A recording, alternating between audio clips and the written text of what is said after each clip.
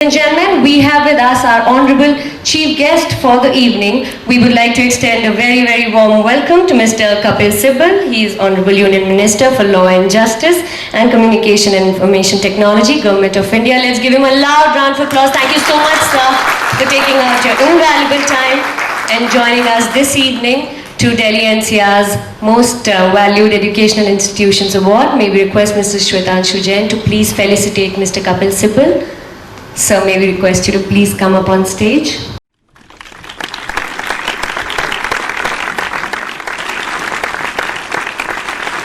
Very, very honored to have you here with us this evening, sir. Can we give a loud round of applause to our honorable chief guest, please? May we request you to please begin the evening on an auspicious note by lamp lighting. May we request Mr. Shwetanshu Jain, Mr. Ashok Agarwal and Mr. Rajinder Gupta to join Mr. Kapil Sibal for lighting the lamp and commencing the evening.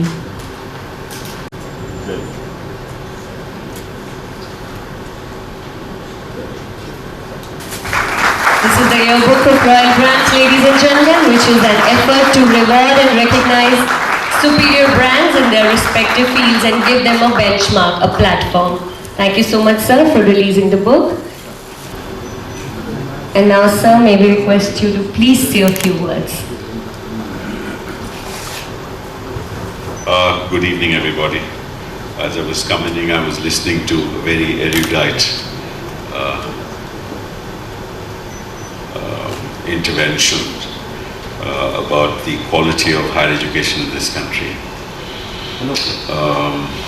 First of all, thank you very much for giving me the opportunity to be with you this evening and to recognize all the outstanding educational institutions and vice chancellors and of course awarding excellence in the area of higher education. And I think this is a field and it's an area where the nation needs to give much greater attention than it has got in the past. Because I don't think that the nation is galvanized to the great significance of investing in higher education in this country.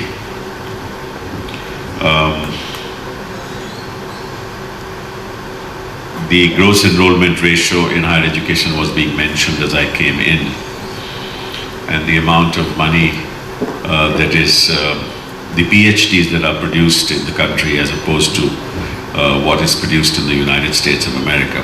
And I think just at the outset I would like to say that we started comparing apples and oranges. I think we do ourselves a great disservice when we start comparing our higher educational institutions to those in the United States of America. For the simple reason that we are in any sense of the term a fledgling nation. We're just above 65 years of age, and it takes hundreds of years to build educational institutions. If you look at Stanford University was not built in one day. Stanford was a great businessman. He was a railroad titan. And people don't remember Stanford for his business activity.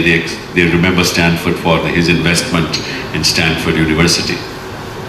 And if you really look at most educational institutions in the United States of America, you will find that most of them have been actually set up by businessmen who did exceptionally well in whichever field they were in. And for example, Yale was set up through a donation made by the Nizam of Hyderabad. And I can give you several stories about several American universities. And it takes about 100, 200 years for universities to achieve levels of excellence that they have achieved in the United States of America. And our process of liberalization started only in 1993 or 1991. And it's hardly 20 years since we opened up.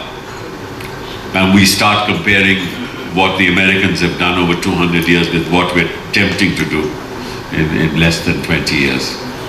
And the American GDP is $14 trillion as opposed to India's 1.8. Americans spend $250 billion on R&D every year as opposed to India's 11. And so naturally they're going to have more PhDs. So just look at the national health, the NIH, the National Institute of Health in America gives $29 billion for R&D only for health. Only for R&D in health. And here our total investment in R&D is just above $10 or $11 billion. So I think it's a bit unfair to start self-flagellating. That doesn't mean that we need to cheer ourselves up either. That doesn't mean that we need to pat ourselves on the back and say that we've done fabulously well. We haven't. And the reason why we haven't fabulously well is essentially that it takes a certain lead period before institutions can mature and before we can produce the kind of high quality R&D in this country. We have about 604 universities in this country and about 35,000 colleges. Most of them are private universities, as you mentioned. And many of them are rent-a-teacher kind of university, rent-the-furniture kind of university. So that when the inspector goes, they bring the faculty and they bring the furniture, and that sort of is called a university in this country. And I think the private sector has done enormous disservice to this country by kind of setting up these institutions and not allowing any kind of quality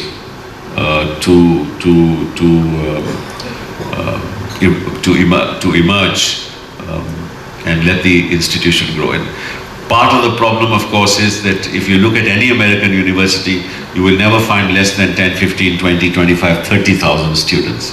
The average university in this country is not even 500 students, or maximum 5,000 students. So, where are the economies of scale? Where is the investment in research? Where is the business community trying to do altruistic work and investing in education for the future of the country? I mean, I think our business community gives more to Harvard alumni than it does to Indian institutions, because they find that even if we give it to our Indian institutions, the output in research would be wholly incompatible with the nature of the investment that is put in. So why give the money in an institution which is not going to bring about that kind of output, and rather give it to the United States of America and a higher educational institution there. Because there are huge vested interests in the education sector. The fact of the matter is every politician's son, daughter, daughter-in-law, sister-in-law has an educational institution. And then they go to the politician and they sort of ensure that they get sufficient number of students to enter into those institutions. So it's an exceptionally unfortunate scenario that we are witnessing. But at the same time, there is this desire was 12.4%. And as you know, in the developed world, the gross enrollment ratio is anywhere above 40%. And you cannot possibly be a wealthy nation if your gross enrollment ratio is 12.4%, which means out of every 100 students in the age group of 18 to 24, 89 students, or it's the idea generated within the university system that results ultimately in venture capital coming in and picking up those ideas and then translating those ideas into goods and services. So the heart of a wealthy nation is the extent of quality investment in higher educational institutions and the output in forms of intellectual property rights that are created. And that really is the real bank balance of a nation, if the nation wishes to be wealthy. Now, in order to ensure that this happens, you must increase the gross enrollment ratio. And I'm happy to tell you that I committed that By 2020, the gross enrollment ratio in this country will move from 12.4 to 30%. And I'm happy to say that today, even though I'm not in the ministry, that ratio has moved up from 12.4 to 19%. And I am absolutely certain that it will move up to 30% by 2020. So that's a very positive sign. The other issue, of course, is the problem of faculty. You talked about PhDs. Where are you going to get the PhDs from? You're not going to get the PhDs from, it takes years for educational institutions to actually have a quality student in the PhD who becomes a doctor and who acquires a doctorate. And that requires very high quality research. Now, that's not easy to find. And most people, are actually looking at jobs at the level of assistant, associate professors, and very few people reach the level of professors. So I think that it's going to take some time. But I think what's happening today is a very interesting trend that within the technical institutions in the country, for example, the IIT system, the Indian Institute of Science, Education and Research, IISER, Indian Institute of Science in Bangalore, and some of the other technology-oriented institutions, we are getting a lot more in the PhD system. And within the IIT system, we are committed now that we're going to expand, people getting into higher education and getting PhDs exponentially in the years to come. And so we will be producing many, many more PhDs by 2020. And hopefully this system will take a turnaround. But we should not be too critical of ourselves. We're going through a stage of transition. What we need is a national accreditation authority, which will accredit all educational institutions in this country for quality. And that national accreditation authority should have nothing to do with government. It should be run by professionals who are educationists and who will assess the quality of institutions, and that should be completely at arm's length from government. I tried to put that system in place through a National Accreditation Authority Act, but the BJP never allowed it to pass. Then I also introduced what is called the Educational Malpractices Act, because of the precise reasons what I mentioned just now, that people have a rent of professor scheme and a rent furniture scheme. It's only to, when educational institutions put up their prospectus, when children get admission, the reality on the ground is very different from what is stated in the prospectus. So this should be treated as an educational malpractice. And all those institutions which do these things ought to be proceeded against. But at this point in time, there is no law that deals with any of this. And all the vested interests in the country are not interested in any such legislation, because they're not interested in quality. They treat it as a business and making money. And so that also law was not passed. I had an educational tribunals bill which also was not allowed to be passed.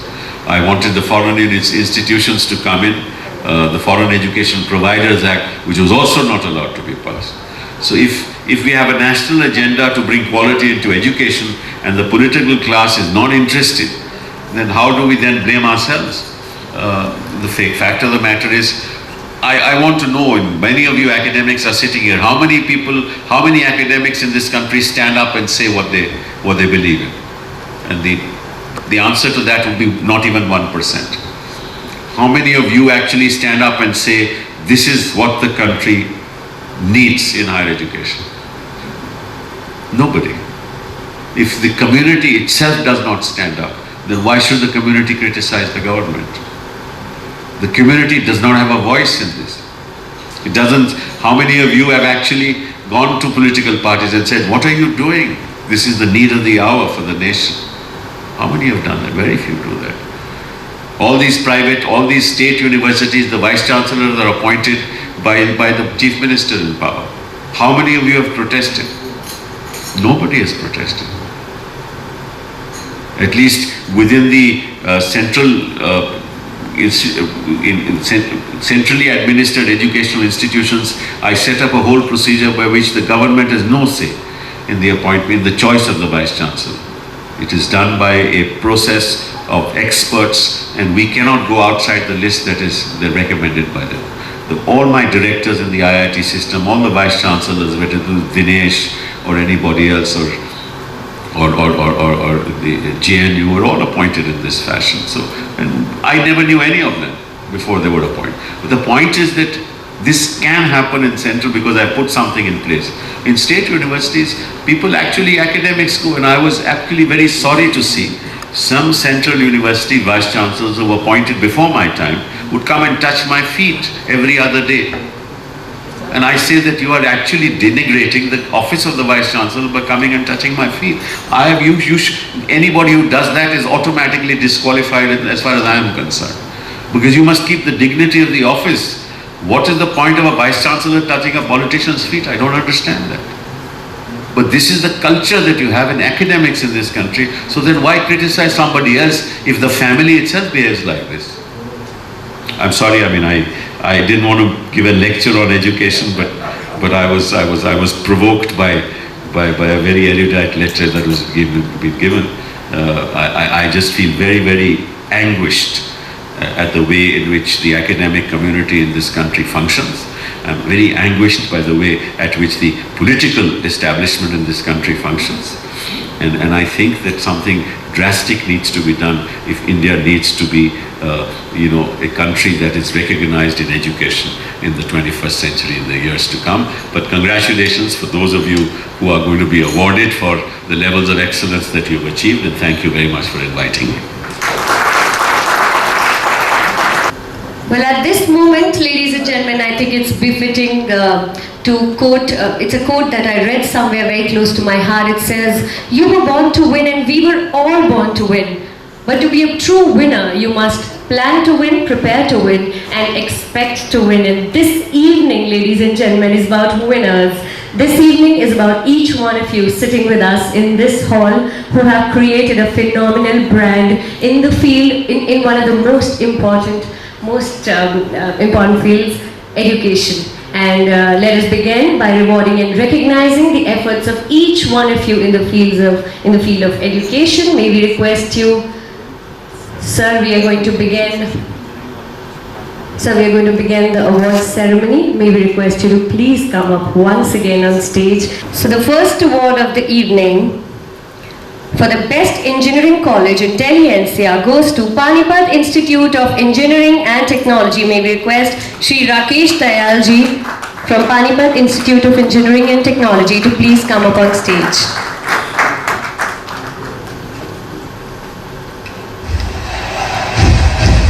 Panipat Institute of Engineering and Technology is equipped with world-class infrastructure, state-of-the-art technical labs, arrayed with 1,000 computers. Nothing less, lead me to my destiny. I have waited patiently. I have vision, though I believe.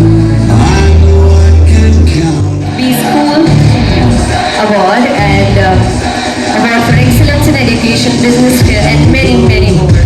Congratulations, we can give them a loud round of applause. It's just like that's how it is, 'cause we have our strengths and weaknesses. Dr. Anil Singh. I have to pick myself back up and when I fall down. I have Congratulations. to pick myself back up and when I fall down. I have to pick myself back up and when I fall down. Congratulations I have to pick to the winners. The next award for Entrepreneur of the Year in Delhi NCR region goes to KIIT Group of Institutions, Kamra Institute of Information and Technology. Nothing less, lead me to my destiny. I have waited patiently. I have vision, though I believe. I know I can count on me, so stand up for the champions, for the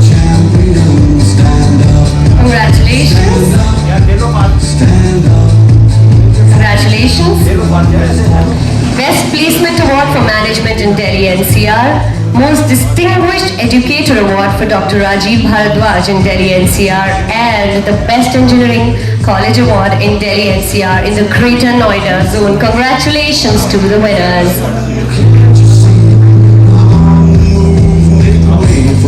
Stand up for the champions, for the champions. Stand up, stand up, stand up for the champions.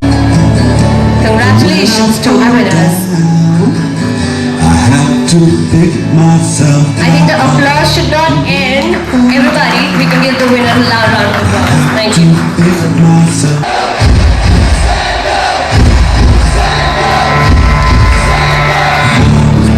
To be the best, number one and nothing less.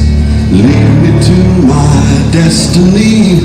I have waited patiently. The next award, ladies and gentlemen, may we request Mr. V.K. Gupta, Professor of HITM, Dr. Naveen Gupta and Dr. Sharad Kaushik to please come up to receive their awards on behalf of Hindustan College of Science and Technology. They have received 4 awards, 4 prestigious awards this evening. Let's give them a loud round of applause. The Hindustan College of Science and Technology have been awarded the Best Engineering College in North India, the Best Infrastructure in North India, the Best Teaching Methodology in North India, and the Best Management Institute in North India. Let's give them a loud round of applause. Congratulations, keep up the good work. Now it's just who wants it most. It's just like that's how it is. 'Cause we have our strengths and weaknesses. The next award, congratulations. The next award for the Best Industry Interface in Delhi NCR goes to the NGF College of Engineering and Technology. We will request Dr. Sharad Kaushik, Director Principal, and Mr. Ashwini Prabhakar, CEO, to kindly come up. NGF College of Engineering and Technology, Best in Industry Interface in Delhi NCR. Congratulations.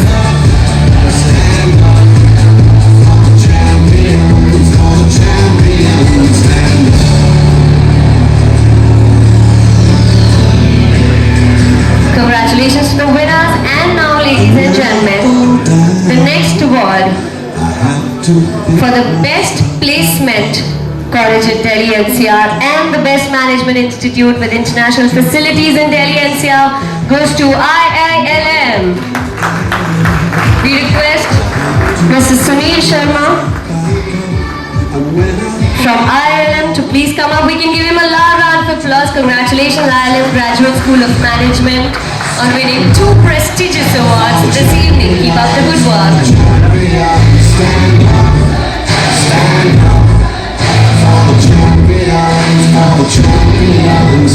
The next award for the most upcoming international school in Delhi NCR goes to Shalom Presidency School. Congratulations to Srilata Subramania, Head of Education, Shalom Presidency. Ma'am, may we request you to please come up and receive your Shalom Presidency. Let's give them a loud round of applause, everybody. Congratulations, keep up the good work. For the champions, stand up, stand up. The next award for the Best Primary School in Delhi NCR goes to the Banyan Tree World School. We request Miss Indu Mehrotra. She's the principal of the school. Ma'am, may we request you to please come up and receive your prestigious award.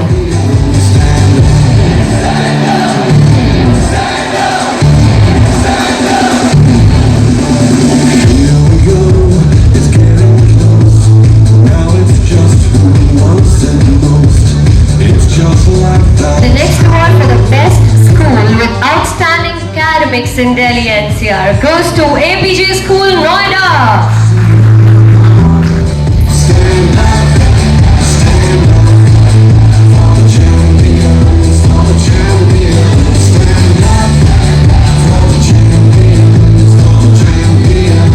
The next award for the best public school in primary and secondary education in Delhi NCR goes to Indus Valley Valley Public School. Congratulations, let's give the lady a loud round of applause. To pick myself back up.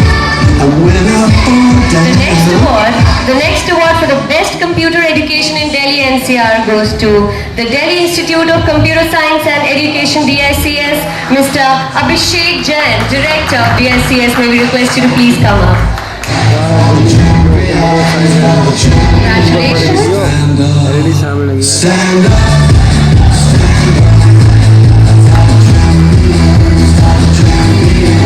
Arena Animation.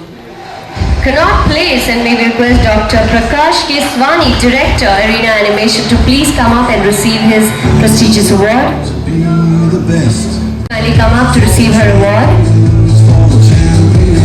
Ma'am, please come up. Stand up. Congratulations to the winners. We can give them a loud round of applause, everybody. Champions, stand up. For champions, stand up. Stand up. The next award for the Best Undergraduate Entrance Preparation Institute in Delhi NCR goes to Pratham. May we request Mr. Ankit Kapoor, Director Pratham, to kindly come up and receive his prestigious award for the evening. Congratulations to the winners. Now it's just who wants it most. It's just like that's how it is. 'Cause we have our strengths and weaknesses. Oh, I have vision, can't you see? I'm on the move, make way. The next award for the Best Coaching Institute for Higher Secondary Education and Entrance Examination in North Delhi goes to Genius Students Academy. Congratulations to Mr. Vipul Mehra, Director, Genius Students Academy, for receiving this prestigious award. Champions, stand up. Stand up. Stand up. Champions. And friends, the next award for the Best Coaching Institute for Higher Secondary Education and Entrance Examination in Central Delhi goes to Sumit Coaching Center. May we request Mr. Sumit Verma and Mr. Sharad Verma to please come up on stage. Well, they are my gurus and they've taught me, so I'm a little biased. Congratulations. Can we give them a loud round of applause, please? Thank you for your contribution to education since the last decade. And when I fall down, I have to pick my Receive his prestigious award.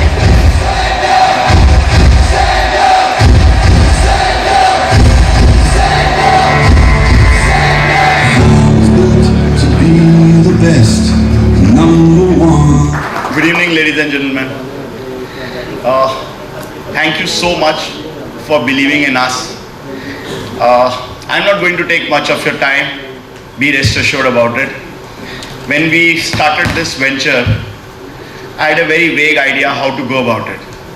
But as we proceeded, the ideas became crystal clear, and today we have been able to do our first event. So I'm extremely thankful to all of you from the bottom of my heart to believe in us. You have believed in us phenomenally well, and I doffed my hat to all the entrepreneurs sitting out here, and probably to all the entrepreneurs on this earth. Why? Because I tell you, I'm not going to take much of your time. I was a very naughty child, be it in my school days, or be it in my college days, or be it in my MBA days. If there was a ceiling fan out there in my classroom, I ensured it had to come down, come what may. Although at that particular point of time, I was there in 10th and 11th. When I reached my college days, when we had to do mass bunking, we were used to write, let's call it a day on the blackboard and run away. So this is what I have done when I was a student. And for all these years, all the professors, my lecturers, my teachers, the directors of the institutes, they have bared with us. They have bared with me. So selflessly, just because so that we can become something. We, even the naughty children, they believed in us. So I doff my hat to all the entrepreneurs. Please give a big round of applause for all the entrepreneurs. This event would not have been possible if a couple of people would not have supported me. They believed in me, they believed in my ideas, and they backed me to the hill. First of all, I would like to thank Shri Rajendra Gupta ji, I'm sure he must be sitting out here. Even my idea, he said, go ahead, I'm there with you.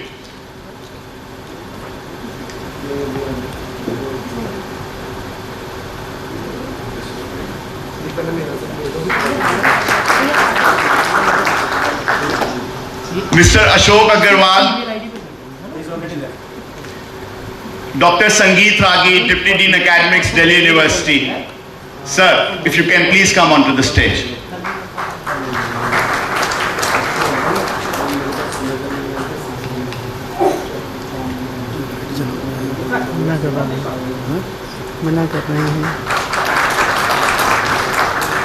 And last but certainly not the least, Ms. Sonam Chhabra. She's the media spokesperson for Badminton Association of India, and the moment we told her about this concept, she really jumped onto this and she said, okay, we are going to go ahead with it. So please. In the end, I would like to thank my father, who is not here. He's somewhere up above in the heaven, and his soul still guides me. He was the most hardworking and dynamic person I have ever come across.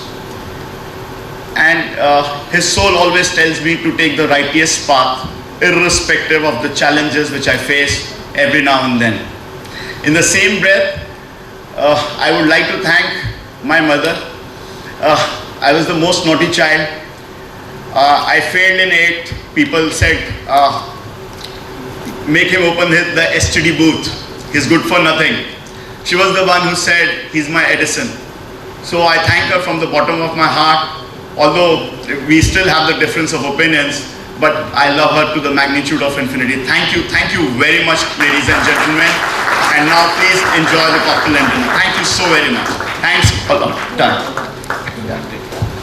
Well, thank you so much, each one of you. I'm Sonam Chhabra, your host for the evening. Thanking each one of you for your invaluable presence, and thanking each one of you for supporting education, promoting education, and changing the society, making it a better place to live in. With this, a very, very good evening, and dinner and cocktails have been served. Please go ahead and help yourselves. Thank you for your invaluable presence.